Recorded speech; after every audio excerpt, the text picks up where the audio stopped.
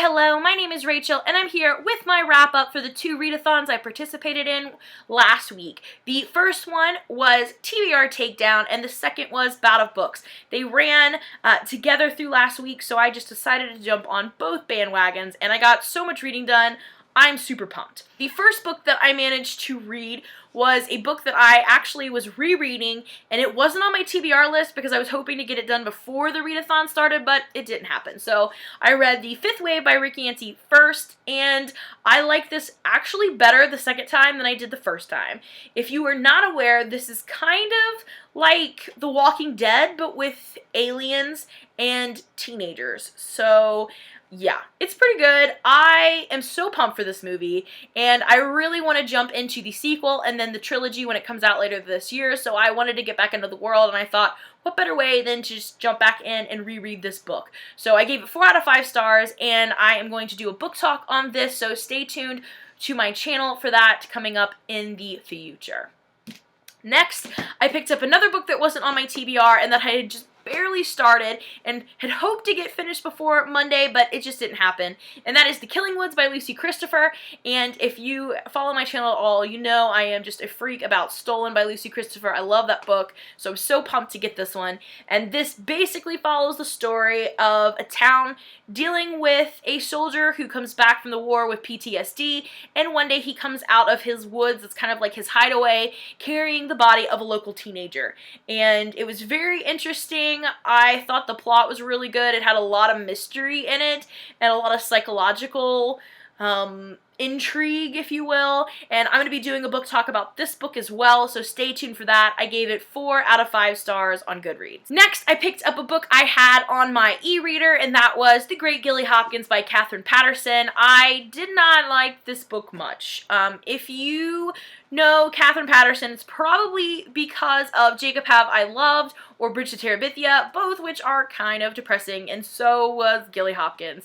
This follows the story of a girl who is kind of going through the ranks of the foster care system, and she finds a family, but she's trying to get back to her mom, and she does some stupid things before she realizes the full consequences of them, and I just thought it was really depressing, and I just didn't like the main character, and I wanted to, and I don't know. I think it probably would go well for some people, but it just didn't mesh well with me. I was just glad it was a short book and I got through it. I picked it up because I had originally had a hard copy of it, and I just never read it, and I was like, I'm not going to read this, so I got rid of it. But I saw it on a list of books that they're thinking about making into a movie, and I thought, oh, I should read that, because I've read most of Katherine Paterson's books. But I didn't like it so much. I think I gave it 2 out of 5 stars, and yeah. After that, I picked up a couple of graphic novels to kind of lift the mood. The first one that I picked up was Amulet Volume 3, The Cloud Searchers by Kazu Kibushi. These are always really fun and easy to get through. It's a middle grade graphic novel series following these 2 kids, one of whom takes on magical powers when she gets the amulet from her grandfather who has just passed away, and it leads her into this magical world where she's fighting all these crazy creatures that she comes into contact with. And in this book in particular, this 3rd volume, she ends up pairing up with some unexpected people, and I like that little twist, and I thought this was pretty good. I gave it 3 out of 5 stars. Next, I picked up volume 4, I believe, of Ms. Marvel. This is called Last Days, and of all the Ms. Marvel, I would say this is probably my least favorite one so far. It was very bleak.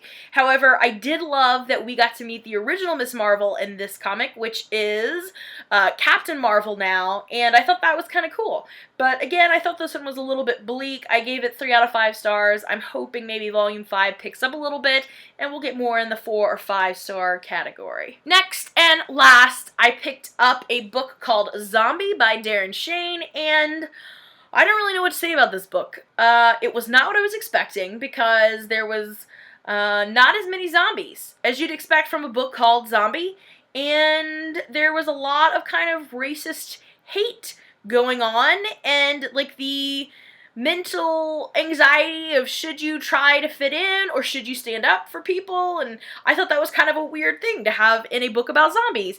And then when the zombies do come, you get 2 major plot twists that just, what? So yeah, I would say probably halfway through I'm like, I'm not going to read the second one. I have to read the second one. Like, what? What happens? What? So, yeah, I gave it 3 out of 5 stars. I'm definitely gonna read the second one because I don't even know. I don't even know. Yeah. And finally, even though I did not get it finished, I managed to read about 120 pages in A Darker Shade of Magic by V.E. Schwab. I read this last year and I loved it. This is probably one of the first fantasy books, like real fantasy, not like vampires and werewolves, real fantasy that I've picked up and just loved. So I am so excited to be revisiting this as an audiobook in preparation for the second book to be released. A Gathering of Shadows is coming out next month, and I'm super excited, so I thought I would go ahead and give this a reread and get to know Kel all over again because I love Kel and I love this world, and I'm listening to this as an audiobook right now and I love it. I love it as much as I did then, and I am so, so excited for the second book in this series. It's probably one of my most anticipated this month, and yes. So I am psyched that I ended on this note, and I'm hoping to get this one finished here soon, but sadly I did not finish it for TBR Takedown / Bout of Books. And yes, so that takes us to the end of the readathon, which takes me to 6 complete books, 1,636 pages read, 6 challenges met for the TBR takedown, and only 1 book left that I did not read from my original TBR, and that's kind of because I ended up replacing that one with the 2 that I hadn't finished yet, The Killing Woods and The Fifth Wave, so it all kind of evened out, and I am so pumped with what I got done. Thank you so much for everybody who participated in the readathons and who hosted the readathons. It was a blast, and I can't wait to do it again. So thank you. Thanks for watching. Have a wonderful night, and I'll see you in my next video. Bye for now.